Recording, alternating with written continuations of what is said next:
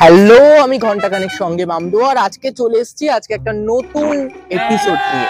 আর এই এপিসোডে আমরা জানবো আসলে হচ্ছেটা কি এই কলকাতা শহর। আর শুধু কলকাতা শহর নয়, বাংলার বিভিন্ন জায়গায় ঠিক হচ্ছেটা কি এবং মানুষ সেটা নিয়ে কি ভাবছে, কি বলছে, ঠিক সেইগুলো নিয়ে আজকে আমরা জানতে এসেছি। আর চটপট দেরি না করে আমরা চলে যাব ঘন্টাখানেক সঙ্গে মামদোর এই এপিসোডে এবং চলো দেখা যাক ও কি ভাবছে। বসলাম। হ্যালো, হাই, আমি পরলোক থেকে মামদো ভূত। আচ্ছা, আমি মামদো ভূত। আমি অ্যাকচুয়ালি পরলোক থেকে এখানে এসেছি। পরলোক থেকে এখানে এসেছি, ডিরেক্ট এখানে এসেছি এবং এসেই না একটা গর্তের মধ্যে পড়ে গেছি। এজেসি বসে রোডের ওপরে পড়েছি আর গর্তের মধ্যে পড়ে আমার পাটা। আপনি কি বাইক চালান নাকি? হ্যাঁ, আমি তো বাইক চালাই। আপনি কি করে জানলেন? এই শুনুন, আমি যখন পরলোক থেকে এখানে আসছিলাম এসে একটা গর্তে গিয়ে পড়েছি। এবার আমার তো হসপিটালে ভর্তি হতে হয়েছিল। এবার হসপিটালে ইমার্জেন্সিতে যখন আমি ঢুকলাম গিয়ে দেখছি ওখানে লাইনই দিয়ে রাখতে হচ্ছে। हमारे यहाँ ऐसा ही होता है। তো লেগেছে কি আপনার? বরফ এই তো পায়ে লেগেছে। আমি নয় পাটা ফিক্স করতে পারবো, কিন্তু আপনাদের কি হয়, কি অবস্থা একটু বলুন তো। এবার যাও তাক করে উঠেছি, উঠে দেখলাম যে কলকাতার এইরকম কি রাস্তা, ঠিক আছে, কাদা, তার মধ্যে বিভিন্ন জায়গায় রাস্তাঘাট তৈরি হয়নি। এবার আমার বক্তব্য, তোমারও কি সেম এক্সপিরিয়েন্স বা তুমি কোনো অন্যরকম কোনো এক্সপিরিয়েন্সের মধ্যে দিয়ে গেছো, তাহলে আমাকে একটু শেয়ার করো। তবে পরের দিন আমার অপারেশন হবে বা পরের দিন আমার দেখা হবে, ট্রিটমেন্ট হবে, তাহলে জরুরি অবস্থা বা এমার্জেন্সির গুরুত্বটা কোথায় থাকবে? রাস্তাঘাটের অবস্থা খুবই খারাপ। বর্ষার সময় একটু সরকারদের দেখা দরকার রাস্তাঘাটগুলো। খুবই খারাপ এক্সপিরিয়েন্স। আমি আর আমার বাবা তো একদিন সাইকেলে করে আমি পড়তে যাচ্ছিলাম, ফিজিক্স পড়তে। এবারে তো আমার বাবা খুব সামলে চালাচ্ছিলেন যাতে আমার বাবা একটু খুব বাবারা যেরকম হয়। এবারে সামনে মনে হয় ম্যানহল বা কিছু একটা ছিল, তো তার সাথে ধাক্কাটা লেগে কি হয়, বাবাও পড়েন আমিও পড়ি খুব খারাপ ভাবে। প্রচুরই ভাঙাচোরা রয়েছে, অ্যাক্সিডেন্টের যে এটা বেড়ে যাচ্ছে। তো সরকারকে এই জিনিসগুলোকে খুব দেখা দরকার। সেটার কোনো ভ্যালুই নেই, জরুরি অবস্থার ভ্যালু নেই। ওই জায়গাটায় যদি তোমার কাছে টাকা থাকতো, তোমার কোনো জরুরি অবস্থার দরকারই হতো না।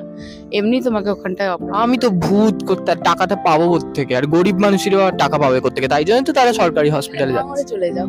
বাবাও খুব খারাপ ভাবে পড়েন, বাবার লেগেছিল, ইনফ্যাক্ট কেটে গেছিল। আর আমার তো মানে ইনফেকশনে সেপটিক হয়ে আমার জ্বর এসে আলাদাই অবস্থা। পরের দিন ওকে ডাক্তারখানায় ছুটতে হয়েছে। পড়াশোনা সব। তাহলে সরকার কোন দিকে মন দিচ্ছে বেশি, এগুলো দেখছে না তো? সরকার এখন মন দিচ্ছে, সরকারকেই জিজ্ঞাসা করতে হবে সরকার কোন দিকে মন দিচ্ছে। এদের তো আমরা তো ট্যাক্স দিচ্ছি, সেখানে প্রত্যেকেই ট্যাক্স দিচ্ছে, সেখানে কিন্তু রাস্তাঘাটগুলো এদের ওয়েল মেনটেন রাখা দরকার। টাকা লাগবে না, স্বাস্থ্যসাথী কার্ড আছে তো হয়ে যাবে। স্বাস্থ্যসাথী কার্ডে হয়ে যাবে বলছো? তোমাদের কোনো চিকিৎসারই দরকার না, আমি তোমাদের কথা জানতে চাইছি। আমি কলকাতার লোকজন কিভাবে থাকে এটা জানতে চাইছি। হঠাৎ হয়ে লাগলো, তারপরে আমি হসপিটালে গেলাম। হসপিটালে গিয়ে আমি যখন ইমার্জেন্সি সার্ভিসের মধ্যে ঢুকছি, দেখছি একটা বিরাট বড় লাইন রয়েছে তার মধ্যে। এবার আমি তাহলে ট্রিটমেন্টটা পাবো কি করে যদি ইমার্জেন্সি সার্ভিসে গিয়ে আমাকে অতক্ষণ লাইন দিতে হয়? তোমার কিরকম কোনো অভিজ্ঞতা বা কিছু বলার আছে এই সম্পর্কে? তোমরা কি লক্ষ্মী ভান্ডারের টাকা থেকে যাচ্ছ? না, আমাদের লক্ষ্মী ভান্ডারের বয়স হয়নি।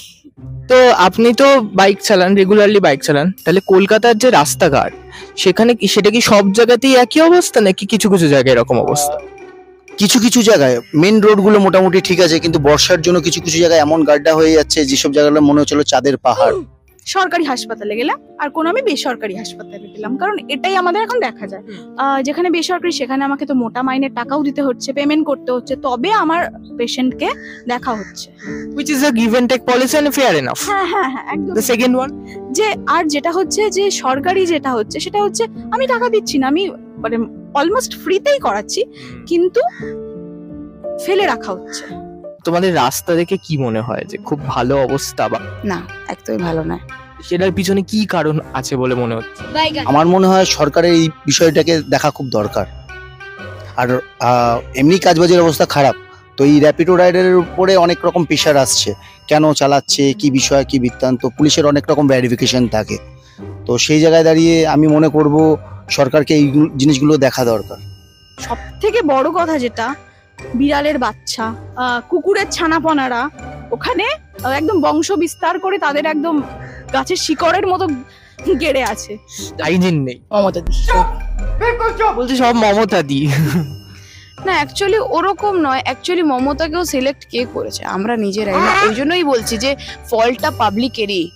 তো ইয়েলো প্লেট যদি না হয় তো সেই ক্ষেত্রে 5,000 টাকা ফাইন করছে। अभी मैं गाली नहीं दे सकता, नहीं गाली नहीं देना। अब फैमिली देखती है, वरना मैं ऐसे ऐसे गाली दूं, ऐसे ऐसे गाली दूं ना, जिंदगी भर याद रखें ये এইসব बात है। জিনিসগুলোকে নিয়ে আমি একা নই, যারা যারা র্যাপিডো করছে, ওলা উবের করছে, তাদের সবারই প্রবলেম, একই প্রবলেম সবার। সে একটা জায়গায় মানে বেডের অভাবে সে শুয়ে আছে মাটিতে, পাশ থেকে কুকুর যাওয়া আসা করছে, এইভাবে হতেই তো পারে।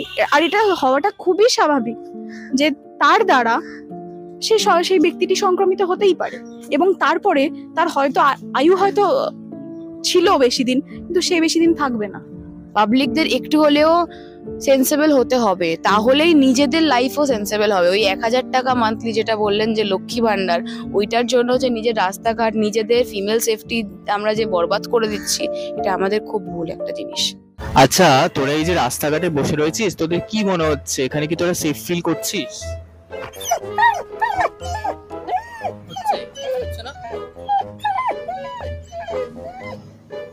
তোরা কি ভাবছিস যে মানে এখন কি করবি? তোদের মানে এইগুলোর জন্য কারা দায়ী বলে তোদের মনে হচ্ছে? যে এই যে রাস্তাঘাটে তোরা চলাফেরা করছিস, তোদের মাঝে মাঝে তুলে নিয়ে চলে যাচ্ছে, তোদের ঠিকঠাক চিকিৎসা ব্যবস্থা করা হচ্ছে, এর জন্য কারা দায়ী?